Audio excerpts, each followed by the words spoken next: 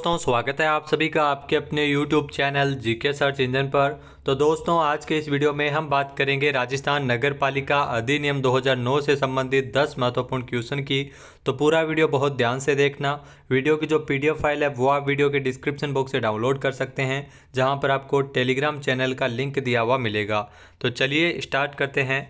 कल के वीडियो में मैंने आपसे क्वेश्चन पूछा था, जो था राजस्थान नगर पालिका अधिनियम 2009 के प्रावधानों के अनुसार विकास क्षेत्रों की घोषणा निम्नलिखित में से कौन कर सकेगा। तो विकास क्षेत्रों की घोषणा है वो नगर पालिका द्वारा की जाती है, यानी कि डी ऑप्शन इसका बिल्कुल सही था। जिन दोस्तों ने डी ऑप्शन कमेंट बॉक्स में सही जवाब दिया था उनको हार्दिक शुभकामनाएं। राजस्थान नगर पालिका अधिनियम 2009 की धारा 166, जी हाँ, धारा 166 के अनुसार नगर पालिका राज्य सरकार के अनुमोदन से, ध्यान रखना, राज्य सरकार के अनुमोदन से नगर पालिका जो राजपत्रों में अधिसूचना द्वारा जो राज्य सरकार जो नगर में किसी भी क्षेत्र को इस अधिनियम के प्रयोजनों के लिए विकास क्षेत्र है वो घोषित किया जा सकता है। तो चलिए स्टार्ट करते हैं। पहला क्वेश्चन है, राजस्थान नगर पालिका अधिनियम 2009 की किस धारा का संबंध नगर पालिका की सीमाओं के बाहर व उपगत करने की शक्ति से है। तो आपको बता दें कि राजस्थान नगर पालिका अधिनियम 2009 की धारा 83 का संबंध है वो नगर पालिका की सीमाओं से बाहर व उपगत करने की शक्ति से है, यानी कि सी ऑप्शन इसका बिल्कुल सही है। आइए जानते हैं इम्पोर्टेंट फैक्ट्स।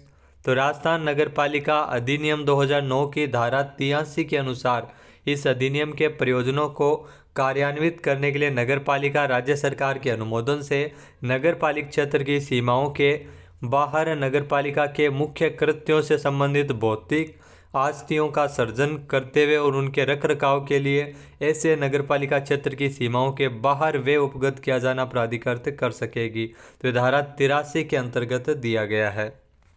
नेक्स्ट क्वेश्चन है, राजस्थान नगर पालिका अधिनियम 2009 के अनुसार नगर पालिका में सदस्य होंगे। तो नगर पालिका में निर्वाचित सदस्य भी होते हैं, मनोनीत सदस्य भी होते हैं और पदेन सदस्य भी होते हैं, यानी कि डी ऑप्शन इसका बिल्कुल सही है, उपरोक्त सभी। आइए जानते हैं इम्पोर्टेंट फैक्ट्स। तो राजस्थान नगर पालिका अधिनियम 2009 के अनुसार नगर पालिका में 3 प्रकार के सदस्य होते हैं, जिसमें मनोनीत सदस्य, निर्वाचित सदस्य और पदेन सदस्य। निर्वाचित जो पहले 13 संख्या थी, वर्तमान में ध्यान रखना इसमें संख्या 20 है। धारा 6 के अगर बात की जाए तो धारा 6 जो नगर पालिका की संरचना से संबंधित है, तो इसमें नगर पालिका की संरचना से संबंधित है और 3 प्रकार के सदस्य इसमें होते हैं। नेक्स्ट क्वेश्चन है, नगर निगम के मामले में कराधान से संबंधित अपीलें निम्नलिखित में से कहाँ की जा सकती है। तो नगर निगम के मामले में कराधान से संबंधित जो अपील है वो आयुक्त के पास की जा सकती है, यानी कि ए ऑप्शन इसका बिल्कुल सही है और ये दिया गया धारा 121 के अंतर्गत। आइए जानते हैं इम्पोर्टेंट फैक्ट्स। तो राजस्थान नगर पालिका अधिनियम 2009 की धारा 121 के अनुसार कराधान से संबंधी अपीलें जो नगर निगम के मामले में आयुक्त को की जा सकती है, नगर परिषद और नगर पालिका बोर्ड के मामले में ये अपील है वो संबंधित स्थानीय निकाय के क्षेत्रीय उपनिदेशक को की जा सकेगी। तो धारा 121 के अंतर्गत दिया हुआ है।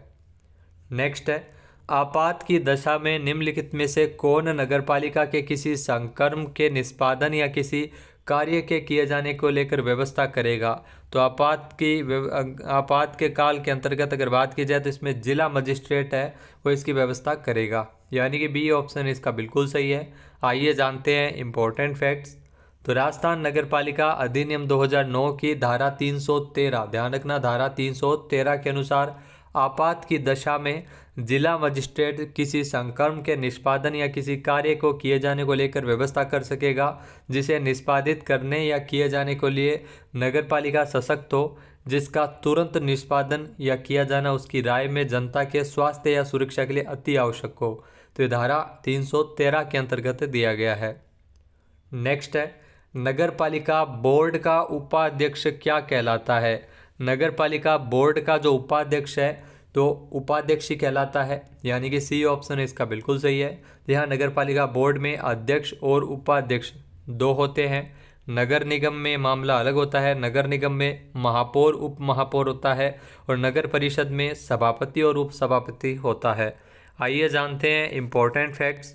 तो राजस्थान नगरपालिका अधिनियम 2009 की धारा 43, जहाँ धारा 43 के अनुसार प्रत्येक नगर निगम के लिए एक उप महापौर और नगर परिषद के लिए एक उप सभापति होता है और नगर पालिका बोर्ड के लिए एक उपाध्यक्ष होता है जो विहित रीति से निर्वाचित किया जाता है। नेक्स्ट है, राजस्थान नगरपालिका अधिनियम 2009 की धारा 45 का संबंध निम्नलिखित में से किससे है? तो राजस्थान नगरपालिका अधिनियम 2009 की धारा 45 की अगर बात की जाए तो इसका संबंध है वो मुख्य नगरपालिका कृत्य से है, यानी कि बी ऑप्शन इसका बिल्कुल सही है।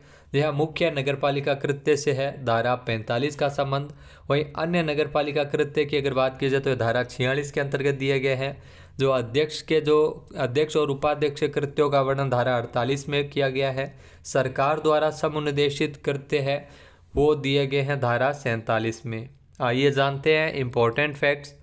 तो राजस्थान नगरपालिका अधिनियम 2009 की धाराएं और उनकी विषय वस्तु, जिसमें धारा 45 मुख्य नगरपालिका कृत्य, धारा 46 अन्य नगरपालिका कृत्यों का वर्णन किया गया है। धारा 47 के अंतर्गत अध्यक्ष और उपाध्यक्ष के कृत्यों का वर्णन किया गया है और धारा 48 के अंतर्गत अध्यक्ष और उपाध्यक्ष के कृत्य, धारा 47 जिसमें सरकार द्वारा समुन्निदेशित कृत्यों का वर्णन है। नेक्स्ट है, जब नगरपालिका उपाध्यक्ष अध्यक्ष का कार्य कर रहा हो तब उपाध्यक्ष के पद की रिक्तता किस प्रकार से भरी जाएगी? जब नगरपालिका का जो उपाध्यक्ष है वो अध्यक्ष का कार्य कर रहा हो तो उस टाइम अन्य सदस्य का निर्वाचन करके जो उपाध्यक्ष के पद की रिक्ति को पूरा किया जा सकता है, यानी कि ए ऑप्शन इसका बिल्कुल सही है। आइए जानते हैं इम्पोर्टेंट फैक्ट्स। तो राजस्थान नगरपालिका अधिनियम 2009 की धारा 43 के अनुसार, ध्यान रखना धारा 43 के अनुसार, जब किसी नगरपालिका का उपाध्यक्ष की छुट्टी मंजूर कर दी जाए, जब उपाध्यक्ष अध्यक्ष का कार्य कर रहा हो तो उस समय उपाध्यक्ष के पद की रिक्तता उस पर किसी अन्य सदस्य का निर्वाचन करके भरी जा सकेगी। तो धारा 43 के अंतर्गत इसमें दिया गया है। नेक्स्ट है, राजस्थान नगरपालिका अधिनियम 2009 के प्रावधानों के अनुसार निजी भूखंड पर मार्ग बनाने के लिए किसकी मंजूरी आवश्यक है? तो राजस्थान नगरपालिका अधिनियम 2009 के प्रावधानों के अनुसार निजी भूखंड पर मार्ग बनाने के लिए इसमें नगरपालिका की मंजूरी अति आवश्यक है, यानी कि बी ऑप्शन इसका बिल्कुल सही है।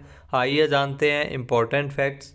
तो राजस्थान नगरपालिका अधिनियम 2009 की धारा 171, जी हाँ धारा 171 के अनुसार यदि कोई व्यक्ति अपने भूखंड पर निजी मार्ग बनाना चाहता है तो वह ऐसी योजना को विभिन्न विवरण एवं राज्य सरकार द्वारा इस निमित्त निर्धारित नगरपालिका को फीस अदायगी के बाद नगरपालिका की मंजूरी के लिए प्रस्तुत कर सकता है। तो नगरपालिका द्वारा इसकी मंजूरी दी जाती है। नेक्स्ट है, यदि किसी समिति का अध्यक्ष 15 दिवस से अधिक की कालावधि के लिए नगरपालिका से अनुपस्थित रहता है तो उसकी अनुपस्थिति में बैठक किसके द्वारा बुलाई जा सकेगी? तो ऐसी स्थिति में बैठक है वो नगरपालिका का अध्यक्ष बुलाता है, यानी कि ए ऑप्शन इसका बिल्कुल सही है और यह दिया गया धारा 58 के अंतर्गत। आइए जानते हैं इम्पोर्टेंट फैक्ट्स। तो राजस्थान नगरपालिका अधिनियम 2009 की धारा 58 के अनुसार, जी हाँ धारा 58 के अनुसार, यदि किसी समिति का अध्यक्ष 15 दिवस से अधिक की कालावधि के लिए नगरपालिका में अनुपस्थित रहता है तो ऐसी स्थिति में उनकी अनुपस्थिति में नगरपालिका का जो अध्यक्ष या उपाध्यक्ष है वो उसकी बैठक बुला सकता है। नेक्स्ट है, नगरपालिकाओं के किसी निर्वाचित सदस्य की आकस्मिक रिक्ति किस प्रकार से भरी जाएगी? नगरपालिका के किसी निर्वाचित सदस्य की आकस्मिक रिक्तता को उपचुनाव के माध्यम से निर्वाचन के द्वारा भरा जाएगा, यानी कि सी ऑप्शन इसका बिल्कुल सही है और यह धारा 27 के अंतर्गत दिया गया है। आइए जानते हैं इम्पोर्टेंट फैक्ट्स। तो राजस्थान नगरपालिका अधिनियम 2009 की धारा 27, जी हाँ धारा 27 के अनुसार किसी निर्वाचित सदस्य की मृत्यु हो जाने, उसके त्यागपत्र दे देने या उसे हटा दिए जाने या उसके निर्वाचन से परिहार के कारण उत्पन्न आकस्मिक रिक्तता को उपनिर्वाचन के माध्यम से भरी जाएगी। तो उसकी रिक्ति है वो उपनिर्वाचन के माध्यम से भरी जाएगी। अब बात करते हैं आज के हमारे क्विज की, जिसका आंसर आपको कमेंट बॉक्स में देना है। तो आज का आपके लिए क्विज है, राजस्थान नगरपालिका अधिनियम 2009 के अनुसार यदि कोई व्यक्ति नगरपालिका क्षेत्र में अप्राधिकृत विकास करता है तो उसे दंडित किया जा सकता है कितने जुर्माने से उसे दंडित किया जा सकता है। एक बार फिर से सुनिएगा, राजस्थान नगर पालिका अधिनियम 2009 के अनुसार यदि कोई व्यक्ति नगर पालिका क्षेत्र में अप्राधिकृत विकास कार्य करता है तो उसे कितने जुर्माने से दंडित किया जाएगा। इसका सही आंसर आपको कमेंट बॉक्स में देना है। और अगर ये वीडियो आपको पसंद आए तो इसे लाइक और शेयर करना बिल्कुल ना भूलिएगा। चैनल पे नए हैं, सब्सक्राइब नहीं किया है तो अभी सब्सक्राइब बटन पर क्लिक करें। इस वीडियो की जो PDF फाइल है वो आप वीडियो के डिस्क्रिप्शन बॉक्स से डाउनलोड कर सकते हैं। जय हिंद, जय भारत, जय राजस्थान।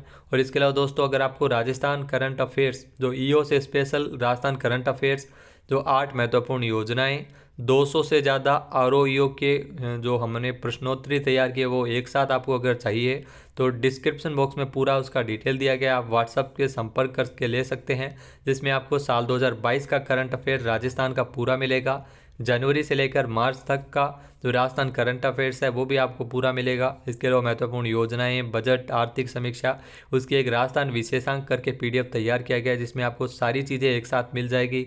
राजस्थान में कौन क्या है, आयोग वगैरह सारा कुछ। और इसके अलावा जो ROEO के 200 से ज़्यादा क्विज हमने तैयार किए हैं वो भी पूरी व्याख्या के साथ, वो भी आप ले सकते हैं।